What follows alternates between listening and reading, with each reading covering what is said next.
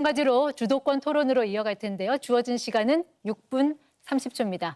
발언권은 먼저 이준석 후보한테 있습니다. 시작하시죠.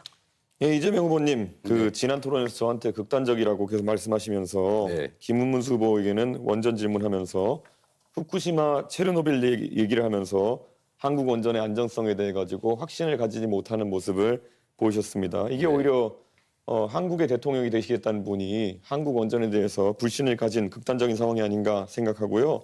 자, 그러면은 중국 원전에 대해서 한번 여쭤보겠습니다. 중국 동쪽 지역에는 원전이 많이 몰려 있고요. 이게 사고가 날 경우에는 대한민국의 직격탄인데 이건 어떻게 위험도를 평가하십니까? 저는 대한민국 원전을 불신한다고 한 바가 없어요. 안전성에 우려가 있다. 안전성에 우려가 있죠. 그 안전관리 비용이 엄청나게 많이 든다는 말씀을 먼저 드립니다. 사고는 잘 안 나겠죠. 그러나 사고가 날 경우에는 엄청난 피해가 발생할 수 있다. 그게 50년에 한 번이든 100년에 한 번이든 그 점을 고려해야 되고, 중국 동해안에 원전들이 많이 있는 건 저도 아는데 그 점과 거기 원전 많으니까 우리나라에 원전 많아도 괜찮다, 그런 건 아니죠. 거기가 위험하니까 우리나라 위험해도 괜찮다, 그렇게 말하면 안 되는 거죠. 중국의 원전의 안전관리에 대해 가지고 특별한 대책이 혹시 있으십니까? 왜냐하면 지금 대한민국의 원전 산업이 수출 산업으로 유망하고 우리가 경험한 바로는 문재인 대통령께서 원전의 안전성에 대해서 꾸준히 의심하고 계시기 때문에 해외 세일즈 같은 것도 안 됐습니다. 근데 지금 이재명 후보의 발언대로라면은 대한민국 원전이 뭐 사고가 날 수 있기 때문에 결국은 안전하지 않다는 취지로 들릴 수도 있고, 지금 결국에는 뭐 중국에 대해서는 별말 안 하실 것 같은데 어떻게 받아들여야 됩니까?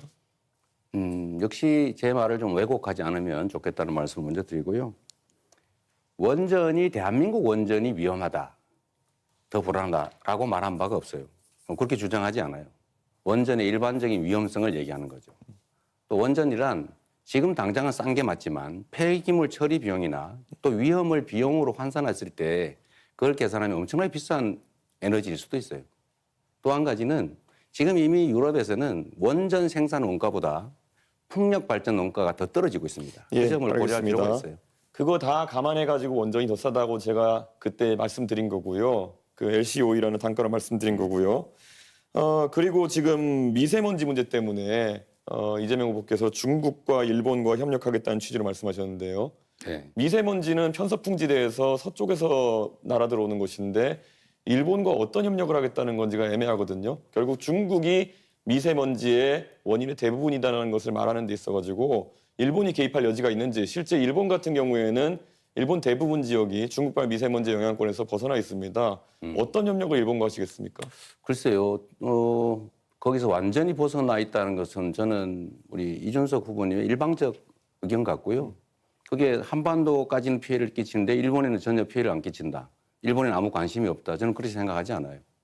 그리고 똑같은 피해 반경 안에 있기 때문에 저는 일본도 같은 입장이 있을 수 있기 때문에 일본과 협력해서 중국에 대응하면 우리 혼자 하는 것보다 훨씬 낫지 않겠느냐, 당연히 그렇게 생각합니다. 대한민국의 미세먼지 중에 중국발 영향력은 30에서 60% 수준으로 알려져 있고요. 일본에 미치는 영향력은 2% 정도다라고 알려 있습니다. 그렇기 때문에 데이터와 맞지 않는 이야기를 지금 하고 계신 것 같고요. 탈석탄, 감원전이라는 이야기를 하셨습니다.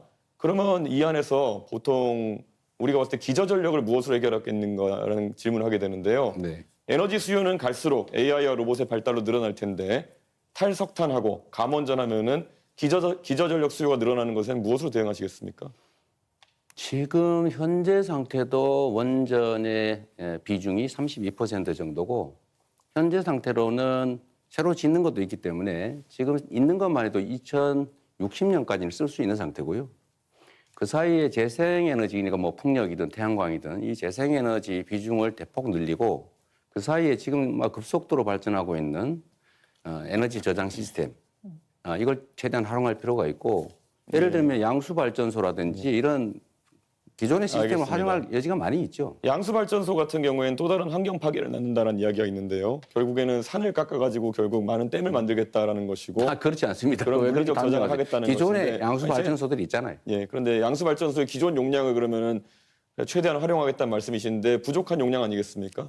안 짓고 하겠다고요? 그렇게 단정하지 말라니까요. 제가 언제 양수발전소 용량을 늘린다고 했습니까? 그것도 하나의 예라는 거죠. 에너지 저장 시스템이라고 하는 것은 다양한 방식이 있을 수 있습니다. 앞으로는 전국의 모든 전력망이 지능형으로 다 연결이 되고 밤에 예를 들면 그 자동차 배터리 꽂아놨다가 안 쓸 때는 배터리에 전기를 빼서 다른 데 공급할 수도 있어요. 이 전국의 지능형 전력망을 구축하게 되면 에너지 낭비도 적고 그런 간헐성도 상당히 많이 극복할 수가 있습니다. 결국 V2G 이런 것들 얘기하시는 것 같은데 그게 현실화되려면 우리나라에 현재 보급된 충전기 구조 같은 것도 다 바꿔야 되는 것이고요. 그리드 다 바꿔야 되는 거기 때문에 너무 가볍게 말씀하시는 것이 아닌가 이런 우려가 좀 있습니다. 이재명은 합니다라고 하면서 대선 출마 선언하신 다음에요. 쌍방울의 지주회사였던 광림이 사업 다각화한다고 하면서 임시주총을 열고 풍력발전과 태양광 발전을 사업 목적으로 추가를 합니다. 그래서 결국에는 올해 25년 1월부터는 재생에너지 유지부 사업을 본격화한다고 있습니다. 이 광림의 투명 경영을 담당하는 분이 황윤석이라는 분인데 이분이 감정평가사로 후보님 성남에 시장하실 때 성남에서 부동산 업무하셨던 이준석 분입니다. 후보님 예. 45초 남았는데 한 분에게만 질문하셨어요. 이런 분의 이름이 같이 나오는 것에 대해 가지고 재생에너지 관련해 가지고 혹시 이재명 후보가 대장동이나 아니면 여러 사건에서 결국 사적인 이익을 추구한 것이 아니냐는 의심을 받는 것처럼 또 다른 의심을 받을 수 있다. 저는 그런 생각을 하고 있습니다. 네, 다른 후보 답변 시간 30초 보장해 주셔야 됩니다. 예, 그러면 권영국 후보님께 질문 드리겠습니다. 예, 지금 ESS를 이재명 후보께서 말씀해 주셨는데요. ESS